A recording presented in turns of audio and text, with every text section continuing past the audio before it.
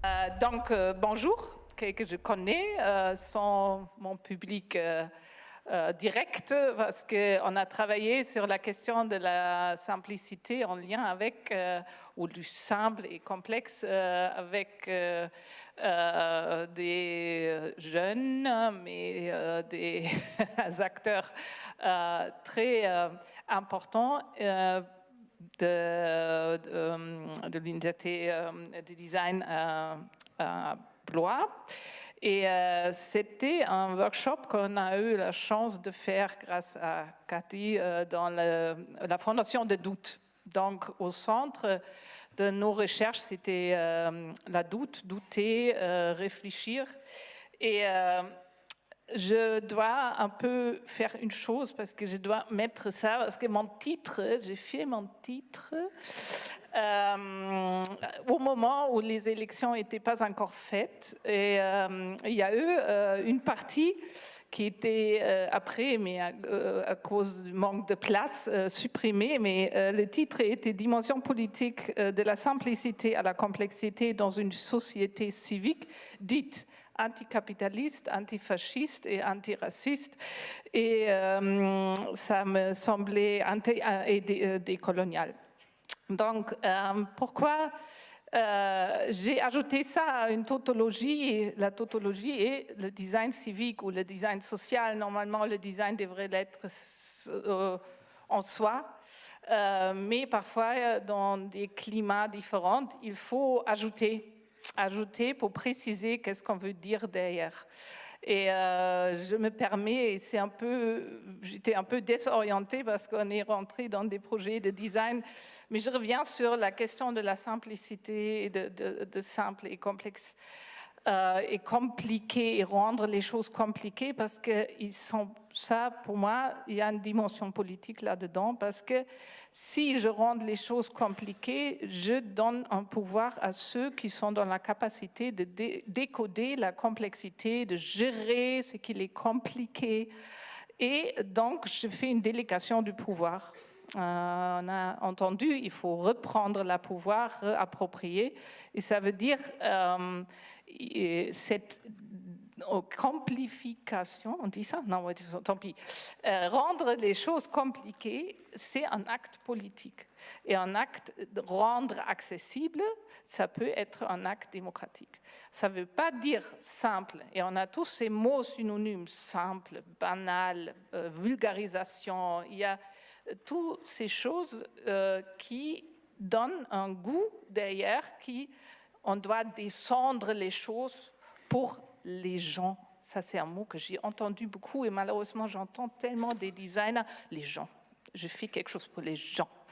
Ça, je vous recommande. Il y a un rappeur que j'aime beaucoup et que j'apprécie, et c'est Abdel Malik. Peut-être vous connaissez ce rappeur. Il a fait ce magnifique poème c'est eux. Ah, c'est pour eux. Voilà. Je ne peux pas réciter malheureusement tout ça, mais on a parlé de l'attitude, c'est central dans l'attitude de designer. Je ne fais pas pour eux. Je fais pour ceux qui sont autour de moi, et ce n'est pas un acte que je me mets au même niveau, c'est un acte de respect fondamental, et pour moi, c'est clé. Et cet acte de simplifier, banaliser, ça fait vraiment descendre. Et on a thématisé ça avant, c'est pas élever, s'élever ensemble pour faire comprendre. Pourquoi je parle de ça? Parce que je me dis, qu'est-ce que je peux encore ajouter aujourd'hui? Parce qu'il y a eu vraiment des réflexions intéressantes et fantastiques, et je suis heureux parce qu'on a travaillé 20 ans pour rendre cette question et thématique du social dans le design, etc. Là, maintenant, on a à droite et à gauche des projets, des programmes, des formations éthiques, sociales, etc. Et c'est génial. Et le monde devrait se transformer dans une vitesse, mais on est dans une parallélité d'un discours et d'un renforcement des inégalités, un mode associatif. c'est incroyable qu'il n'y ait pas thématisé après le Covid. Il y a 40% des assos qui sont morts. On n'a pas fait le deuil de cet engagement civique. Et ça, c'est quelque chose qui est assez important parce que c'est l'initiative, ça sont les commandataires pour moi. Après, c'est l'État, c'est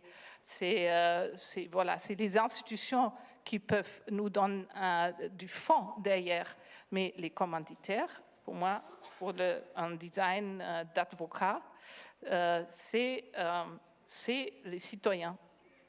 Et donc, pour moi, il y a vraiment des choses à faire dans ce logique-là. Revenir sur simple et complexe. Parce que le simple est ultra radical, contextuel. Et ça, c'est quelque chose, vous avez vu des images de Grand Paris, quand on a travaillé sur le système d'orientation, on a dit dans quel état je suis aujourd'hui. Dans quel état je peux me confronter à quelque chose qui est complexe, qui peut être compliqué.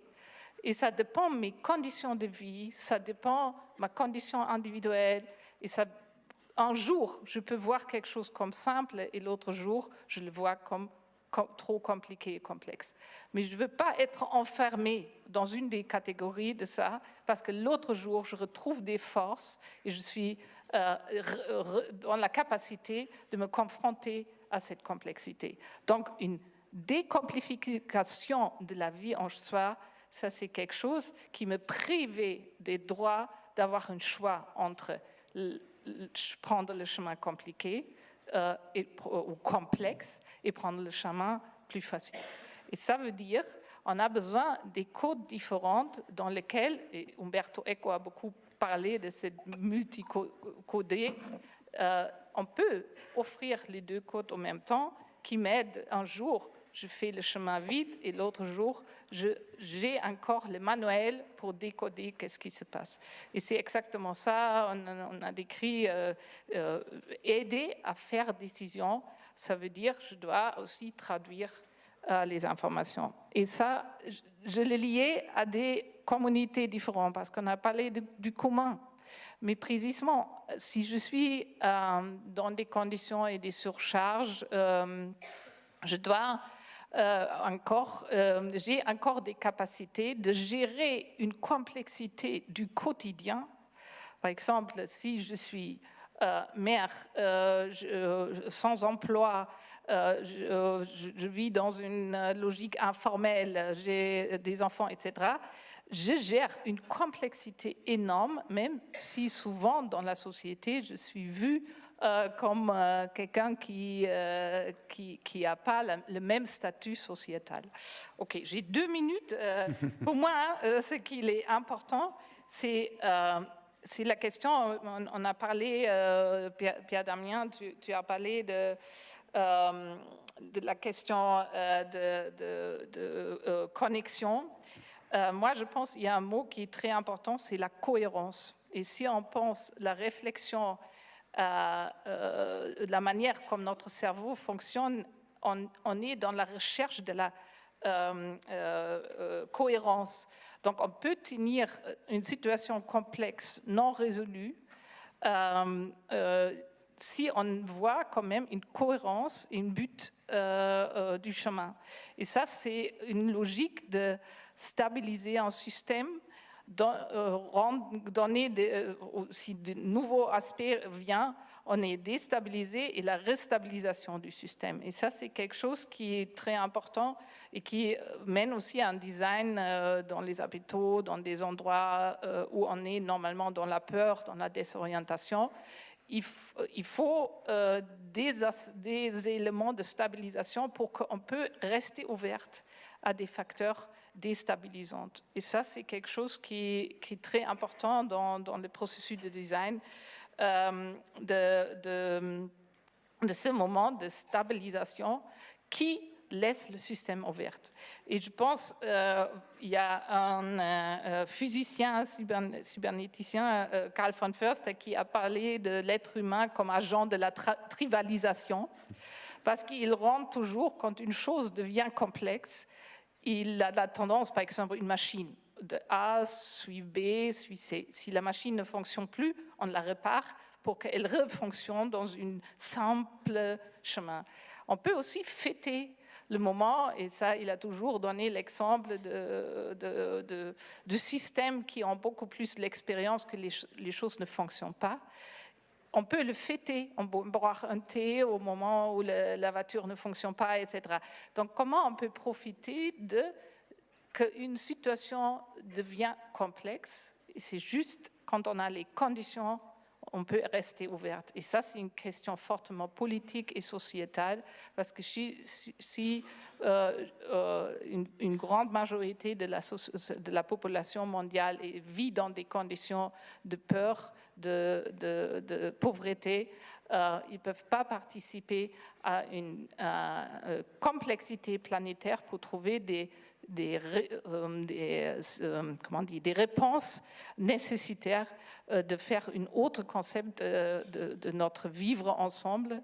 Et malheureusement, on a exactement dans les mêmes terrains où on a des luttes écologiques, sociétales, etc., parfois, avec la recherche, on crée des machines d'exclusion au lieu d'inclusion et de recherche ensemble, qui fait aussi plaidoyer, parce que c'est la section de recherche, faire le lien entre les savants et les sachants et redéfinir le champ du savoir en regardant qui gère quel niveau de complexité, où et comment.